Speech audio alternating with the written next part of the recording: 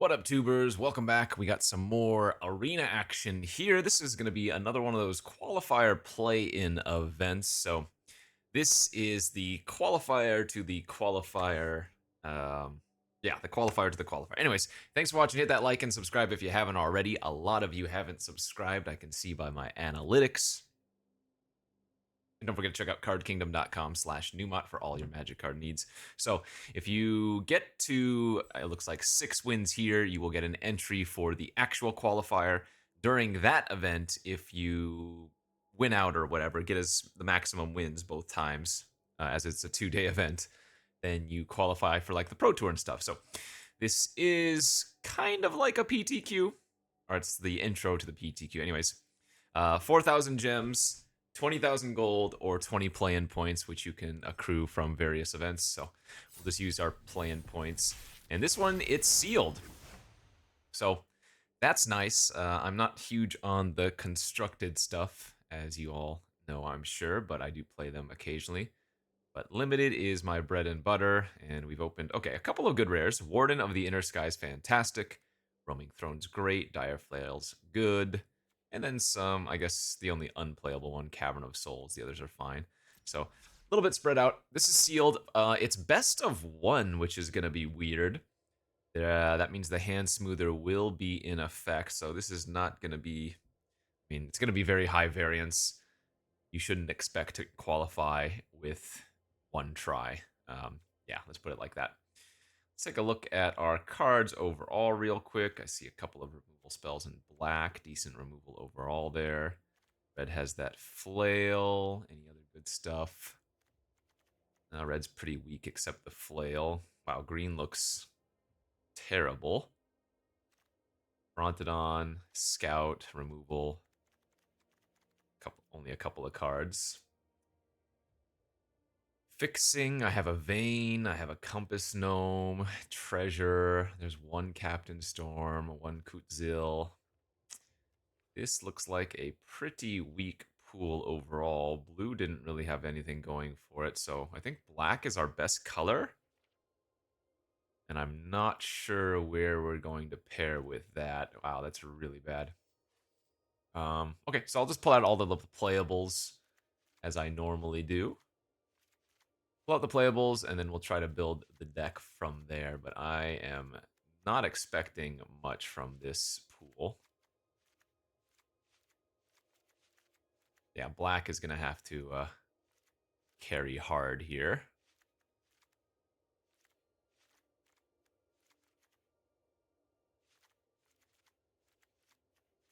Again, don't mistake playable cards for, like, good cards. We might have playables, but good is another matter. Okay, so that's what I like to do. I like to pull out what I deem playable out. Take a peek, see.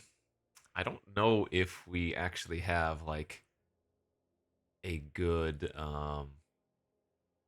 bomby build, so we might have to try to just go for, like, one of those faster builds that can take advantage of people. I do feel like we have to play black, though.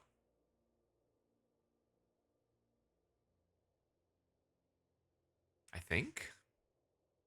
We have Chupacabra, 2 Tithing Blades, the Deadweight, some Recursion and another chance, some card advantage with Grasping Shadows, flip. Oh, yeah, this is bad, though. Yeah, I think red and green are probably just instant cuts, but looking at my other colors, there isn't actually all that much period going on. Again, what are my best cards? Throne, but that's going to go into any deck. There's no problem there. Chupacabra's Deece. I mean, Brontodon, Kutzil. Those aren't bombs. Like Captain Storm, I would consider pretty close to a bomb. Warden is. It's like these are my. Captain Storm not going to be playable though because the blue red just doesn't have the support. So that's going to be out of the question. We can run the Chupacabra because we're likely to be playing black. Is the white good enough to pair along with it? And white looks pretty bad. Ugh.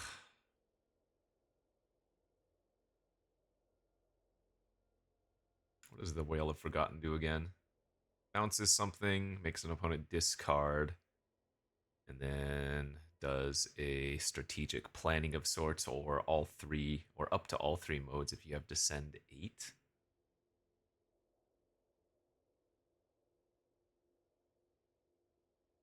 Okay, I might just play black-white to play my best cards. Could also play black-blue, I think, but green-red is definitely out of the question. Green slash and or red. Oh, I guess Dire Flail. I kind of missed that. That is one of my best cards.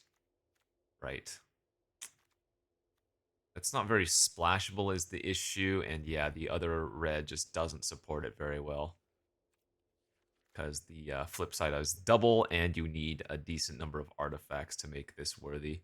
Like, it's still good as a Bone Splitter, but if I'm playing a bunch of filler red for Dire Flail, that doesn't make too much sense, right? So I don't think we're going to end up splashing that either. What does blue get me?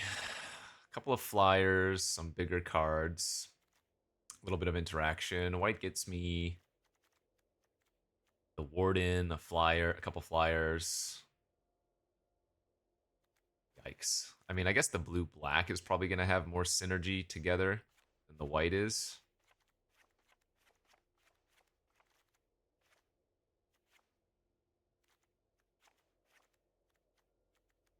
Something like this might be where we're going.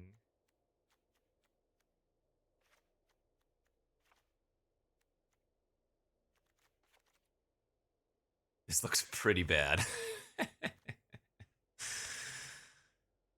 There's no good aggro deck I can build, right? There's no like red-white aggro beatdown. Try to get them. Sheesh.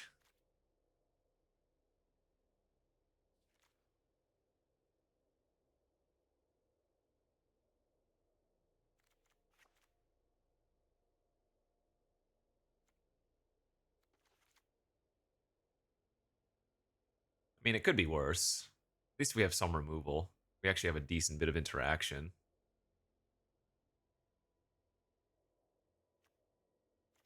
Maybe you can cut the bounce spell here. I bet you 16 lands is probably reasonable as well. We have a land cycler and a compass gnome. Want to run Promising Vein? Probably, just because it's another permanent in the graveyard for our Descend cards, of which we have quite a few, right?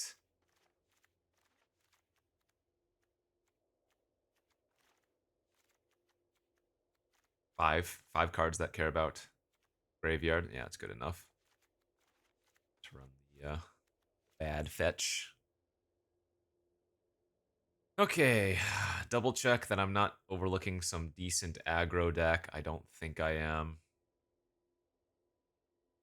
Maybe there's a red-black aggro here. Okay, let me double check the red-black, just because I'm actually not running that many blue cards. Dire Flail, Aid, Yearling. We probably play the Militias, Gnome, Idol, Raptor, Dino, Strider. That give me access to any of those other cards. Not really. Let's see, we have one artifact there, so we would have actually 9 artifacts to go with the flail in red-black. Okay, maybe red-black beatdown is actually somewhat, oops, viable here. Let me double check this. So what gets worse in this build? Marionette's unnecessary. Fortitude Skull Taker might be okay, just some more aggro stuff. I don't think we would want the Blade Masters. This is 18 creatures. That's quite a few creatures.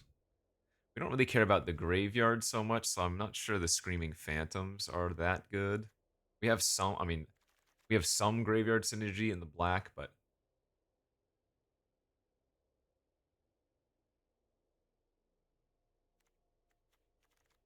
Yeah, maybe this is better.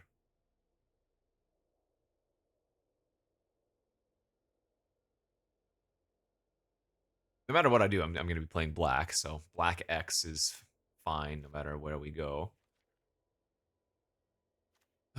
Sorry, Warden of the Inner Sky. Should I double check the black-white nonsense? Guess we can check black-white too while we're at it. Might as well do our due diligence.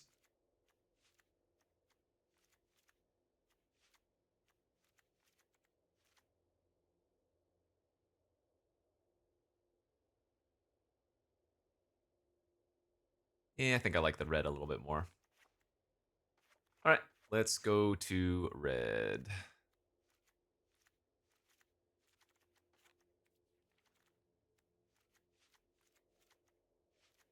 Something like that. Need to make 3 cuts should be fine. 4 cuts maybe. Guess snail's not as necessary here. All those I like. Again, I'm not big on the phantoms. The viper is actually just kind of medium here too. Probably end up running it though. Gnome is whatever.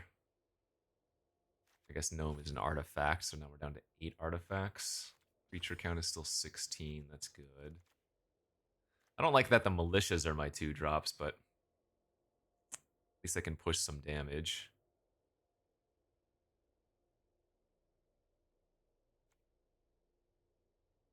I guess Nar's pretty weak. Go 8 lands like that.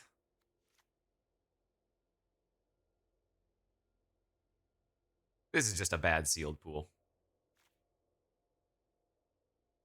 At this point, I'm kind of in the mindset of let's just win some extra gems, you know?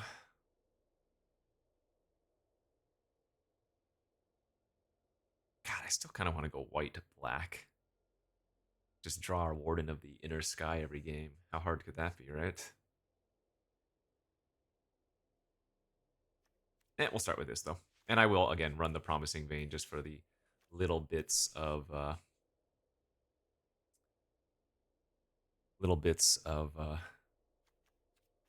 descend value that we have. Alright, so already get 500 gems. If we get all the way up to 5, we get 6,000. Is this the best possible build? Maybe not. We can always swap in between rounds as well, since these are best of 1.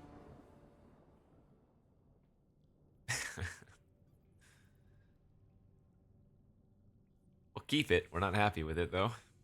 In fact, maybe that I just do that to have a little fun. Maybe after the first game, I go to white-black, and we can go back to red-black afterwards or whatever.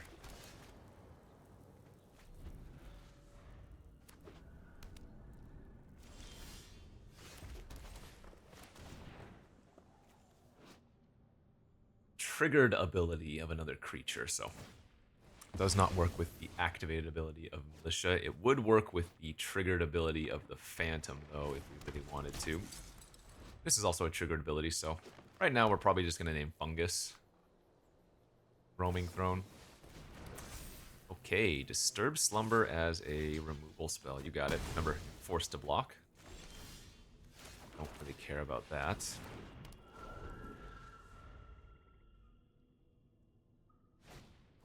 Sure. Healing Brackish Blunder.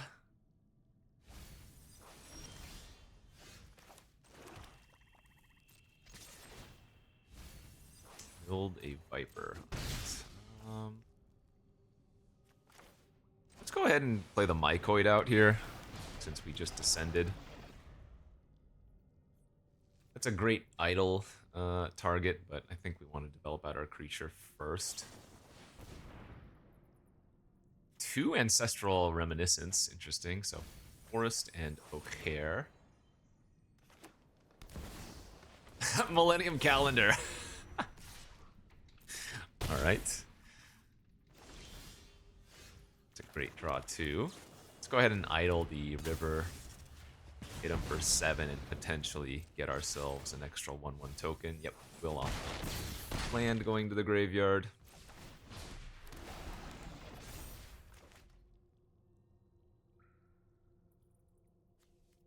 No artifacts in there yet, so I can't flip the idol.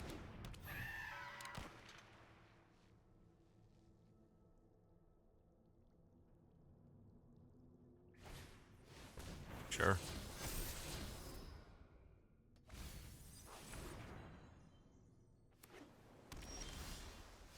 Great. Alright, let's go ahead and Tithing Blade, make them sack their Siren. 4, 5, 6, 7, 8. I can hit him down to 1 this turn by flipping the idol off the Tithing Blade, but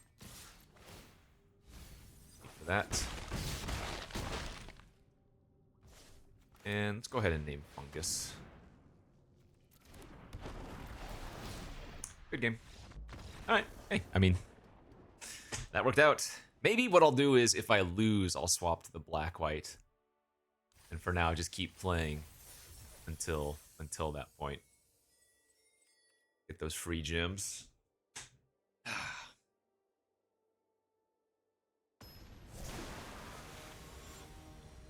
Well, free, right?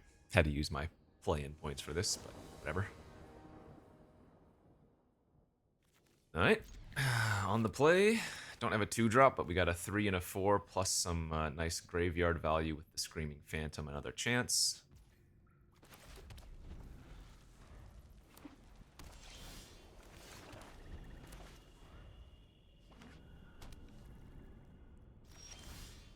As this is unranked and anybody can join it, you're going to have a wide variety of players and skill levels. So don't be surprised, right, if people have decks that don't look good or whatever.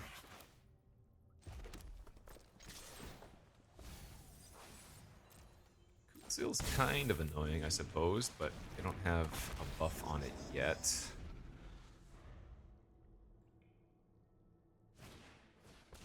Okay, there's a buff for it, potentially.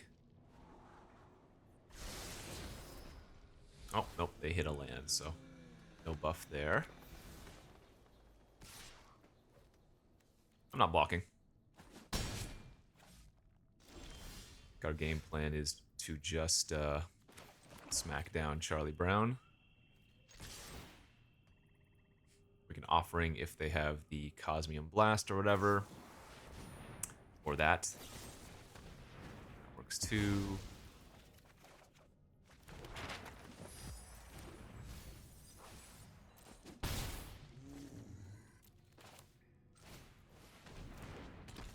Do I want to ping them for 1, or do I want to use the map? We'll go ahead and ping them for 1 here.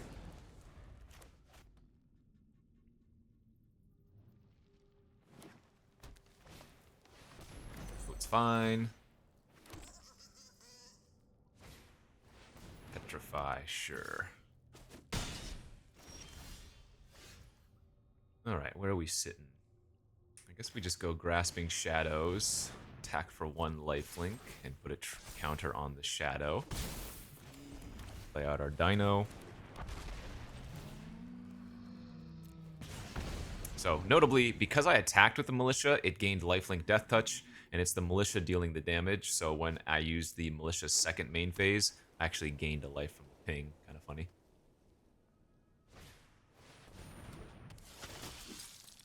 Okay. So that's going to put Kutzil as a 4/4, which means they will get to draw some cards here. 1 or more creatures, okay. So they don't get to draw 2 cards here, they will draw 1, even though both of those creatures have higher power than base.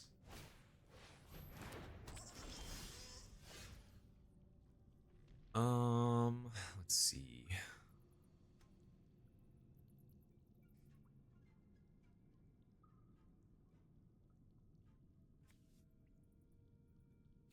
think we're attacking with the Yearling. Trample Death Touch is kind of nice. So if they block with anything, we're still going to deal trample damage. Need 3. Let's go Mycoid. Land. Ping them for 1.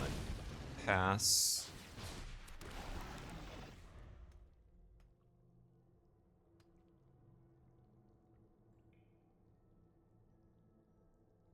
Oh, shoot. I can't cast spells on their turn. I should have main phased this another chance. Whoopsies. Obviously, that was a mistake on our part. We're going to have a big bristleback next turn. Oh, I mean, this will work if the trade is good. I don't expect it to, but okay, good. Now we can still cast the other chance. End of turn. Gotta do it now in response to that one, though. Oh, no. I milled my flail and my idol. Let's get the menace and...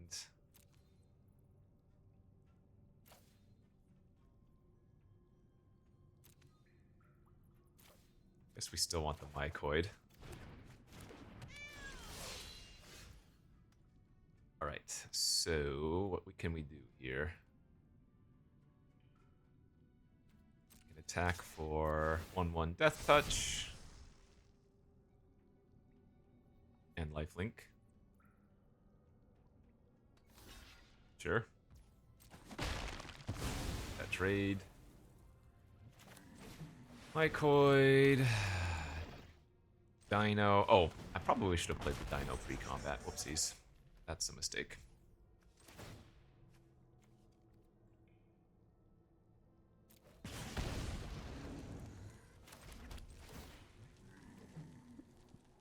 I think it is worth continuing to ping them here.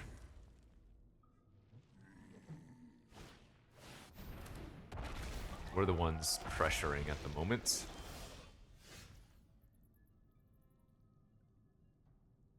Alright. Wait, we haven't been using this map because we have the militia for value.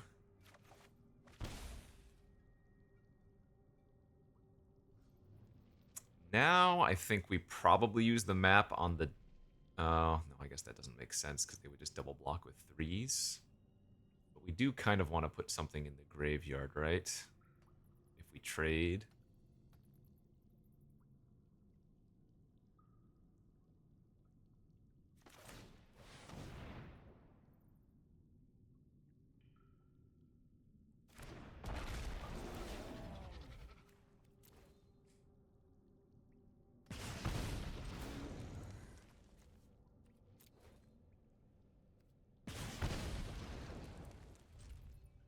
yeah, we'll leave a couple of blockers back, but keep the pings going.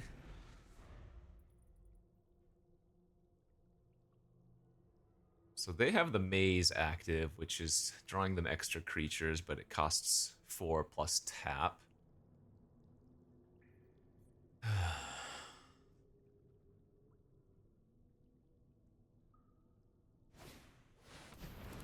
Okay, well thankfully that does not make their 3/3s that great. I would probably attack with a gnome if I were them too. Yeah, I think that's good. 7, 12, 14.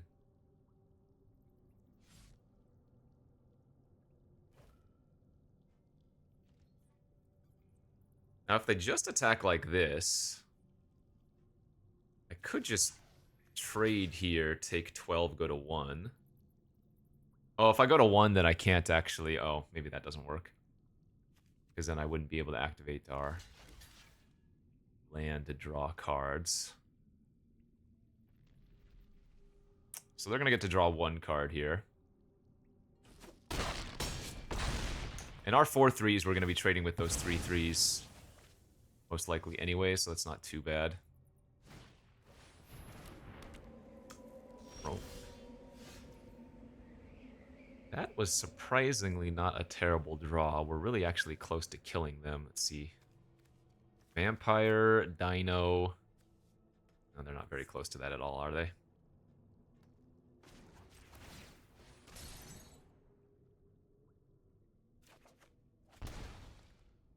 Okay.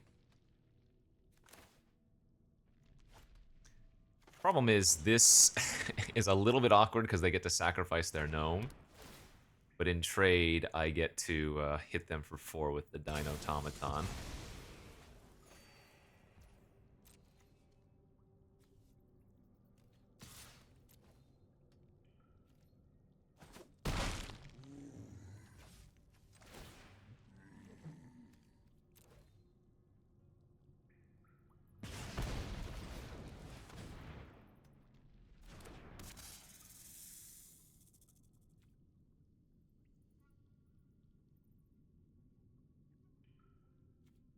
Debating if I want to use the map. I don't think we do. I think we just pass like this. Alright, they milled a vampire, but they already had a vampire in their graveyard.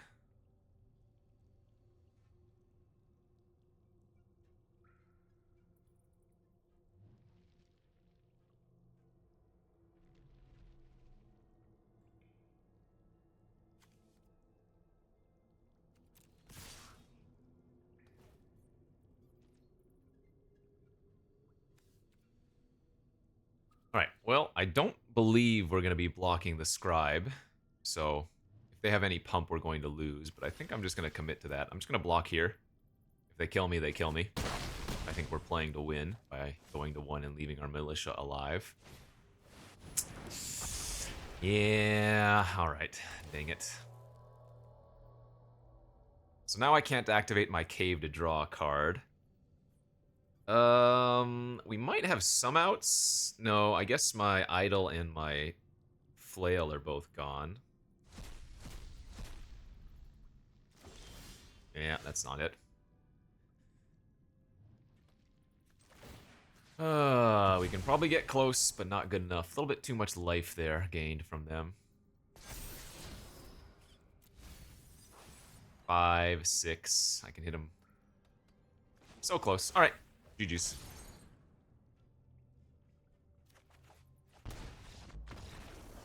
Little bit too much chonk there. Yeah, they gained 3 off the tote, 3 off of the flyer, and then whatever, and 1 off the gnome. All right, let's swap over to the white then instead. White-black might actually want some of these other cards.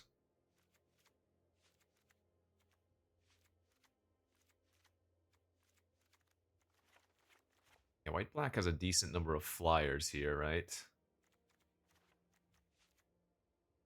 Cut the Skull Taker. This might be a 16 lander again.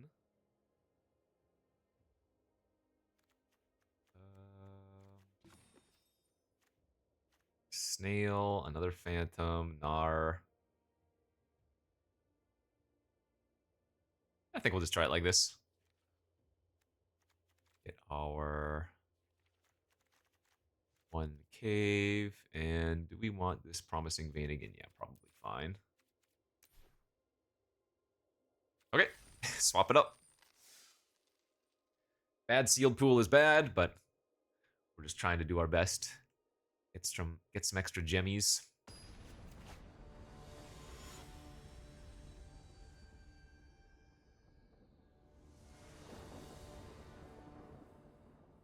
That hand's fine on the play. Yeah. Gnome will go grab us a swamp instead of the cave.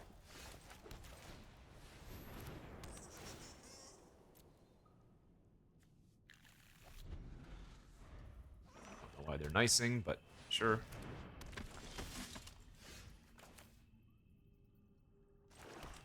We want a Tithing Blade that. Yeah, that's probably fine. Tithing Blade suit up the hammer.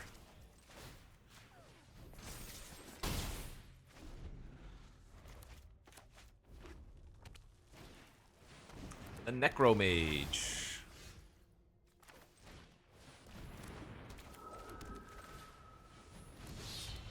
We have a lot of hammers over here. Well, I have 1 card left in my hand and they have 6. I'm sure this is fine. Send red black, sure. Not sure why they're doing that. Take it though. We obviously need to find ourselves another black source. I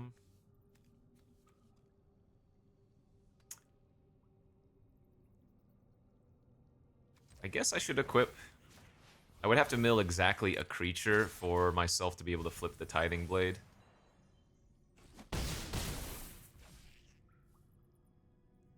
I'm gonna leave this Plains in our hand in case they have a snail.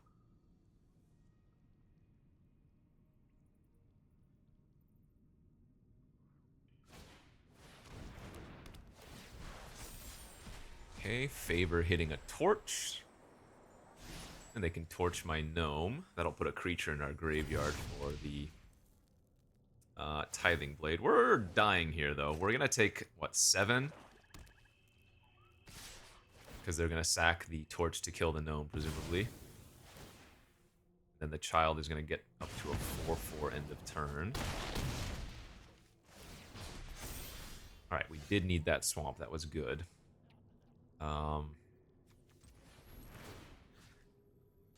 Sadly, I'm going to only have 3 permanents in my graveyard.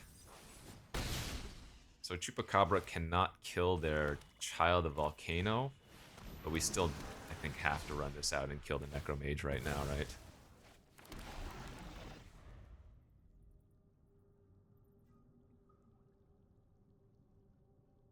Feels like we're losing. I mean, 4 cards in their hand still. We're going to need a good top deck. Had I been able to kill the Child of Volcano there with the Chupacabra, I think maybe we would have been okay. But especially if I just draw a land next turn, we're dead for sure. Okay. Hit a Viper there, sure.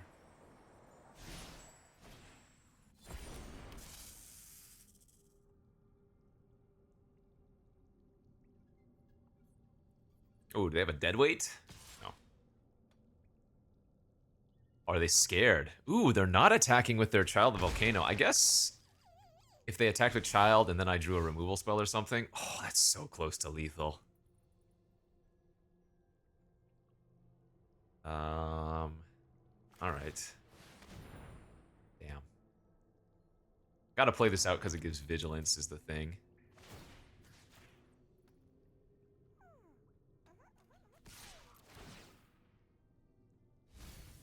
Grasping Shadows would have been a really good draw as well for some life gain back.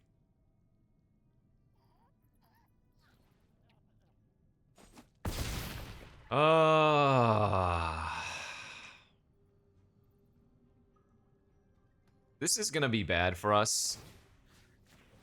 I have to move this over, I think, but now I'm giving them access to a Braid on my flyer. But turning the Chupacabra into a 4-power creature means it's a much better blocker next turn.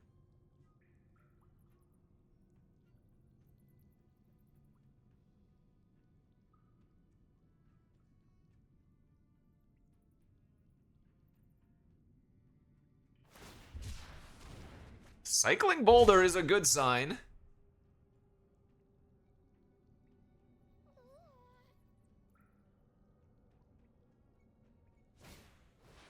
Inti, I don't think that wins. This is just Desperation Attack. Smells like it. So as long as I don't take 8 accidental damage here.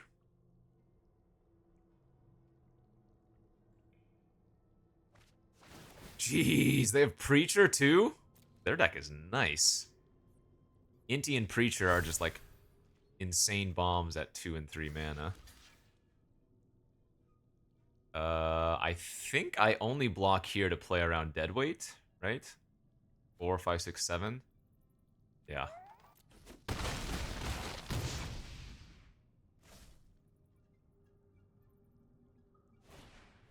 Alright, we got him. Phew! Flyer's gonna fly, my friends.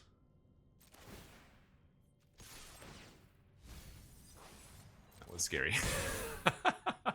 Their deck looked much better than mine, but sometimes evasion and a couple of humps is good enough. Alright, 2 wins!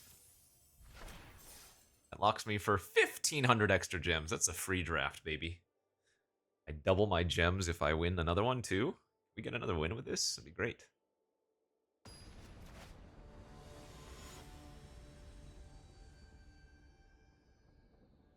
Turn 1, Warden. Do it. That's a mulligan. Can't keep a hand with no swamps in it like that.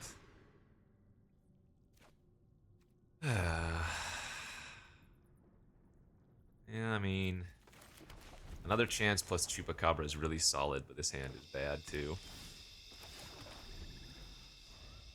Gonna need to draw one of my flyers next turn.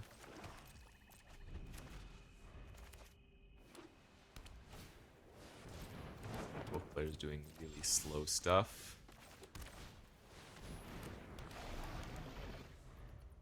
First play on turn 4, not where you want to be, but our opponent didn't do anything spectacular either, so...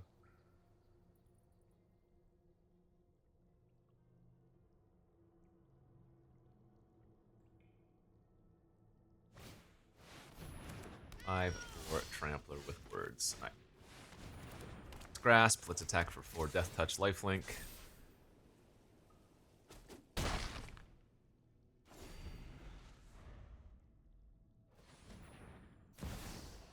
Oh, this card is so stupid. I've only had it like once or twice. No, probably once. And I've only ever seen it like once. But it is insane. Whenever one or more non-token creatures you control die, you make a fungus dinosaur creature token with base power and toughness each equal to the total power of those creatures, and then you can pay 2 to double a creature's power and toughness until end of turn. It is absolutely bonkers. Like now, if I trade my Mycoid for their veteran, they still just get a 5/5 back. But the thing is, it's absolutely correct to attack here, because if I don't attack into them, they get a 10/10 or a 5/5. Sorry. They could have a 10 power Trampler next turn, so this at least gets rid of their trample. There are a couple of cards, the Skullspore Nexus being one of them, that I've seen so few times, and sure, they're mythic. The other one is that it's like a 5/5 flying first strike dragon. I guess I'm supposed to block here. It's like a 5/5 flying first strike dragon that reveals cards on your upkeep or something. Yeah, that I haven't had that yet. Okay, you got me. And now they can double their 5/5's power if they... Oh, they didn't. Hit me for 10 if they wanted to, but they have another play instead. Sure. I mean, this game is actually unwinnable.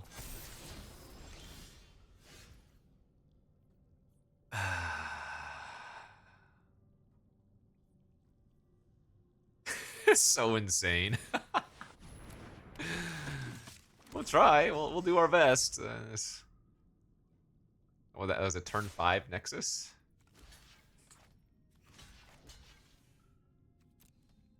I'm gonna block the 5/5 here, so I don't take 10. They might still pump this, because presumably their play is gonna be their flyer, which means they'd still have 2 mana open. No.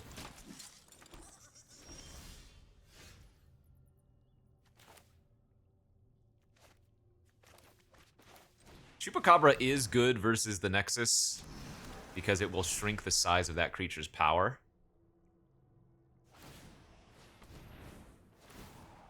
Oh, they might not have realized that that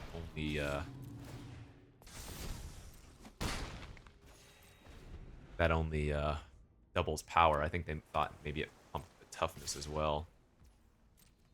Alright, so we're going to trade here. Guess I don't want to give them another token. Trade here, take infinite. See if they want to double pump. We'll take 10, 14, 15, 16, 17, 18 or something. We want the Chupacabra to die so we get another chance at back. Jeez Louise. Yeah, I mean, got soloed by the Nexus.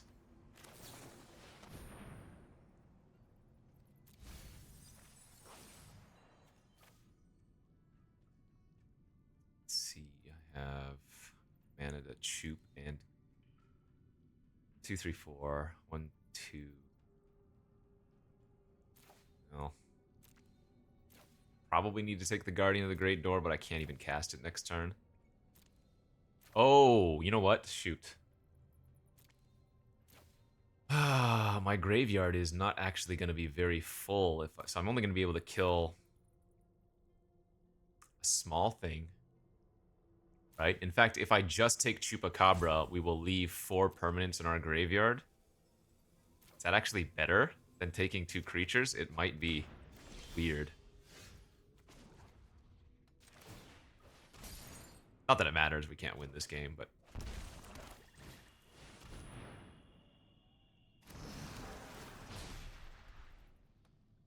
Nope, this doesn't work on tokens, so... Opponent doesn't know, but it doesn't matter. They don't know, but it don't matter. Ugh. Yeah, you need like an Abrade or Dusk Skull Reliquary to deal with Nexus, otherwise the game's unwinnable, huh? Alright, they can make a 3/3 Sunbird Standard by flipping it. Dude, what a card. Turn 3 ramp, turn 4 5 power creature, turn 5 Nexus, and shake their hand.